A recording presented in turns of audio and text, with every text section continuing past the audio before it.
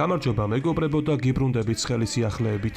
გაბრაზებული ლუის ენრიკე, რა განაცხადა ესპანელმა სპეციალისტმა და რატომ გაიხსენეს ხვიჩა ნაპოლიში. სიახლეების დაწყებამდე კი ვცადოთ რომ ავიდეთ 1500 მოწონებაზე. ასევე გამოიწერი არხი და დაეხმარე მას განვითარებაში. მადლობა თუ შენეხლა ეს ჩემი ორი პატარა თხოვნა გაითვალისწინე და მოდი დავიწყოთ. კონკრეტული ინტერესი დააფიქსირეს. რას წერენ წიტაიშვილზე საფრანგეთში. გიორგი წიტაიშვილი რამდენიმე უცხოური კლუბის ყურადღების ცენტრში მოექცა. მოგეხსენებათ ზამთრის სატრანსფერო ფანჯარა ოფიციალურად გაიხსნა და ქართველ ფეხბურთელთან დაკავშირებით ფრანგულ პრესაში საინტერესო ინფორმაცია გავრცელდა. ამის შესახებ ცნობილი გამოცემა სპორტი წერს. მათი ინფორმაციით კი წიტაიშვილის საფეხბურთო პროფილი და სატრანსფერო ღირებულება კლუბებისთვის მიმზიდველია და ბრძოლა უკვე დაიწყო. ცნობილი გამოცემა კი დასძენს, რომ ლიონმა და ლილმა პირველი ნაბიჯები გადადგეს და კონკრეტული ინტერესიც დააფიქსირეს. მათ სურთ, რომ დაბალი სატრანსფერო ღირებულებით ისარგებლონ და კონკურენტებს დაასწრონ. თუმცა ლიონისა და ლილის გარდა წიტაიშვილს ლაციოს, ვილიარეალსა და ნაპოლის უკავშირებენ. აღსანიშნავია, რომ ქართველი ფეხბურთელი დინამო კიევის აკუთრება და ტრანსფერმარკეტზე მისი საბაზრო ღირებულება 2.5 მილიონ ევროს შეადგენს. გიორგი კი მეჩი იჯარით სეზონის ბოლომდე იმყოფება. ცნობისთვის წიტაიშვილის ლიგა 1-ის მიმდინარე სეზონში 17 შეხვედრა აქვს ჩატარებული. მის ანგარიშზე კი 2 გოლი და 1 საგოლე გადაცემა. წიტამ კი ბრესტსა და პარის სენ-ჟერმენს გაუტანა, ხოლო პარიზელებთან მატჩი ასისტი მიითვალა.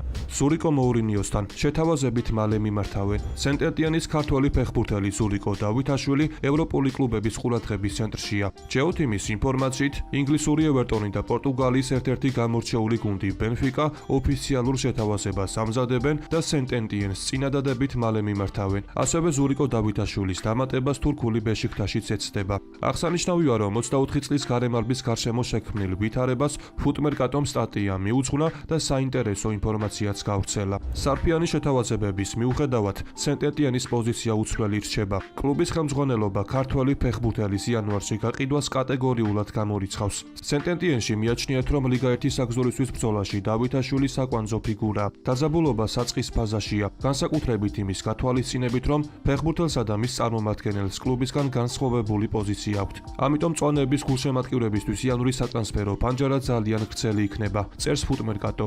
მე კი შეგახსენებთ, რომ ლიგა 2-ის მიმდინარე სეზონში დავითაშვილი სენტ-ეტიენის საუკეთესო ბომბარდირია. სურიკოს 16 მატჩში 8 გოლი აქვს გატანილი, ხოლო ტრანსფერმარკეტზე მისი საბაზრო ღირებულება 8 მილიონი ევროა. ქუვეითში გასამართ სუპერთასის მატჩამდე, რომელსაც პარი სენ-ჟერმენი მარსელის წინააღმდეგ გამართავს, ლუის ენრიკეს გუნდმა ლიგა 1-ში პარიზი 2-1 დაამარცხა. თუმცა ესპანელი სპეციალისტი მატჩის შემდეგ გაბრაზებული იყო. საქმე იმაშია, რომ PSG-ს ულტრასებმა შეხვედრის მიმდინარეობისას შეძახილები დაიწყეს, რომლებიც საკუთარი გუნდის მომავალი მეტოქის მარსელის წინააღმდეგ იყო მიმართული. ფანები მათ ვირთხებს უწოდებდნენ, რის გამოც მატჩი რამდენჯერმე შეწყდა და სწორედ ამიტომ გაბრაზდა ლუის ენრიკეს.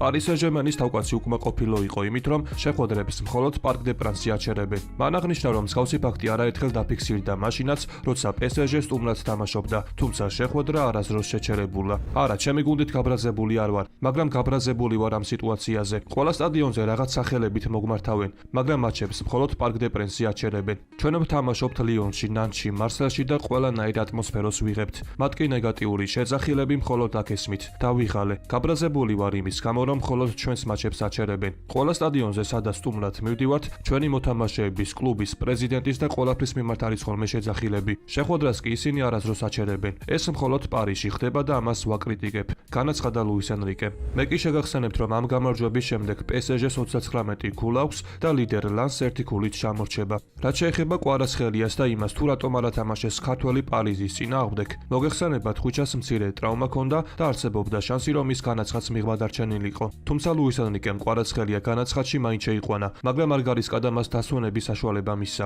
გარდა ამისა, რამდენიმე დღეში პარიზელებს საფრანგეთის თასის ფინალი აქვს სათამაშო. ენრიკემ კი გუნდის ერთ-ერთი მთავარი ძალა ფინალამდე დაასვენა. მე კი შეგახსენებთ, რომ PSG მომდევნო შეხვედრას 8 იანვარს მარსელის წინააღმდეგ გამართავს. ამიტომ ვინც ამ შეხვედრის ანგარიშს გამოიცნობს, ის შემდეგ ვიდეოში მოხვდება. ასევე დავძენ იმასაც, რომ ცოტა ხნის წინ ხვიჩა ნაპოლიში ისევ გაიხსენეს. კერძოდ ნაპოლის საუკაცმა ანტონიო კონტემ ლაციოსთან მოპოვებული დამაჯერებელი გამარჯვების შემდეგ ჟურნალისტებთან სატრანსფერო ბაზარზე ისაუბრა და მაგალითად კვარაცხელია მოიყვანა. იანვრის ბაზარი? გასულ წელს თქვი, მოდით ზიანი არ მოვიტანოთ მეთქი და კვარაცხელია გაუშვეს. ასე რომ გონი უიღბლობა მომაქვს. ვისი საქმეს არის მან მიხედოს ტრანსფერებს? ჩემი აზრი ისია. სიტუაცია ყველასთვის ნათელია. მე მწვრთნელი ვარ და მაქსიმუმი უნდა გამოვწურო იმ რესურსიდან, რაც მაქვს, განაცხადა კონტე. გარდა ამისა, ცოტა ხნის წინ კვარაცხელია შესახებ საკმაოდ საინტერესო სტატია დაიწერა. კერძოდ ლივერპულ ბორდის ჟურნალისტი გებინ კელი წერს, რომ ლივერპულს კვარაცხელიასნაირი თავდამსხმელი სჭირდება. ლივერპულს შეტევაში ნაპერწკალი აკლია. ამ სისარიელი შევსება კი შემოქმედ მოთამაშეებს შეუძლიათ. თანამედროვე ფეხბურთის ერთ-ერთი პრობლემა ის არის, რომ იზედმეტად ორგანიზებული და უფრო მეტად ტაქტიკური გახდა. ალექსანდრ ისაკის ტრაუმის შემდეგ ლივერპული თავდამსხმელს ეძებს. ბაზარზე არასტანდარტული ტიპის მოთამაშეების ნაკლებობა. კვარაცხელიას მსგავსი ფეხბურთელები კი ნაკლებად ჩნდებიან. მწვრთნელები ფლანგის შემტევებს მოუწოდებენ, რომ ნაკლები რისკით ითამაშონ. აქცენტი ბურთის შენარჩუნებაზე გააკეთონ და არა მცველების მოტყუებაზე. ასეთი მოთამაშე მოჰამედ სალაჰია. უდავოა, რომ გასულ სეზონში ეგვიპტელმა ლივერპულის წარმატებაში გადამწყვეტი როლი ითამაშა. ის ქმნიდა განსხვავებას და როდესაც გუნდი ვერ თამაშობდა, საჭირო შედეგის ალახს მოჰქონდა. ეს კი ერთადერთი მიზეზია, რის გამოც ლივერპული იან დომანდეთი უნდა დაინტერესდეს. მას კვარაცხელიას ადარებდნენ. ლაიფციგის გარემარბი ქართველის მსგავსად ორივე ფეხით თანაბრად თამაშობს. სწრაფია და თამაშის გამწვავება შეუძლია. წერს გევინ კელი. ამ რეალობიდან გამომდინარე შესაძლოა მერსესაიდელებს ხუჩას ურთ, თუმცა პარი სენ-ჟერმენი ქართველის გაშვებას არ გეგმავს და სწორედ ამიტომ ისინი ხუჩას ალტერნატივას ეძებენ. ჟოაუ კანსელოს ტრანსფერი ბარსაში. ცნობილია ტრანსფერის დეტალები. რამდაძაბა ვითარება. ამ ორი მის წასვლის მიზეზები. ხოლო თუ აქამდე ხარ მოსული, შეგახსენებთ, რომ ჩვენი მიზანია ავიდეთ 1500 მოწონებაზე, რის შემდეგაც ახალი ვიდეო ძალიან მალე გამოვა. ინგლისური სპორტული მედია ერთხმად აღნიშნავს, რომ რუბენ ამორიმის მანჩესტერის მთავარი მწვრთნელის პოსტიდან გათავისუფლება რამდენიმე დღის წინ გადაწყდა და ლიდსთან დაკარგულ გაუთვალისწინებელ ქულებს კლუბის მფლობელობის საბოლოო ვერდიქტი არანაირი ზეგავლენა არ მოუხდენია. კერძოდ საქმე ეხება იმ განცხადებას, რომელიც მანჩესტერის ყოფილმა მწვრთნელმა ცოტა ხნის წინ გააკეთა. მინდა ყველამ გაიგოს, რომ მე მანჩესტერ იუნაიტედის არამხოლოდ მთავარი მწვრთნელი, არამედ მენეჯერი ვარ. თუ ვინმეს აზრის გამოტანის პრობლემა აქვს, შემიძლია დავუმარცხლო. მენეჯერი. თავარი კი ის გახლავთ, რომ კონტრაქტის მიხედვით ეს ყველაფერი კიდევ 18 თვე გაგრძელდება. მათ კი, რომლებიც გარი ნევილის მოსაზრებას ყურადღებას აქცევენ და მის კრიტიკას ვერ უძლებენ, ურჩევდი სამსახური შეიცვალონ. სკაუტინგის დეპარტამენტის ხელმძღვანელმა და სპორტულმა დირექტორმა შობს საკუთარ საქმეს მიხედონ. მე კი ჩემს მოვალეობებს თავს გადასარევად ვართმევ. განაცხადა მანჩესტერის ყოფილმა თავკაცმა. ეს კი იყო ბოლო განცხადება, რომელიც ამორიმმა მანჩესტერ იუნაიტედის მთავარი მწვრთნელის რანგში გააკეთა.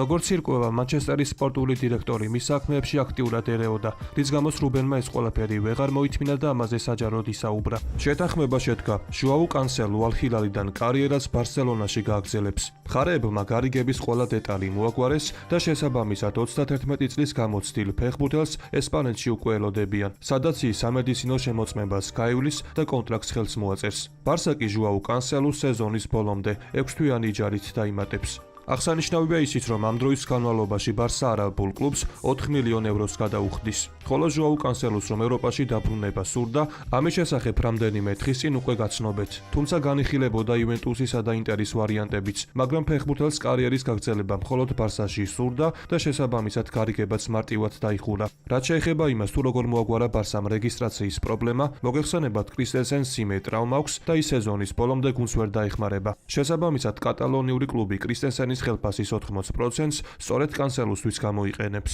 დღევანდელ ვიდეოს კი ამით დავასრულებ. მოტივაციისთვის კი თხოვნა, რომ ავიდეთ მინიმუმ 2000 მოწონებაზე. ასევე გამოიწერი არხი, რათა იყო მუდმივად საქმის კურსში. ყველას გისურვებთ ჯანმრთელობას და ბედნიერებას. მე კი მომავალი ვიდეოთი ძალიან მალე დაგიბრუნდებით.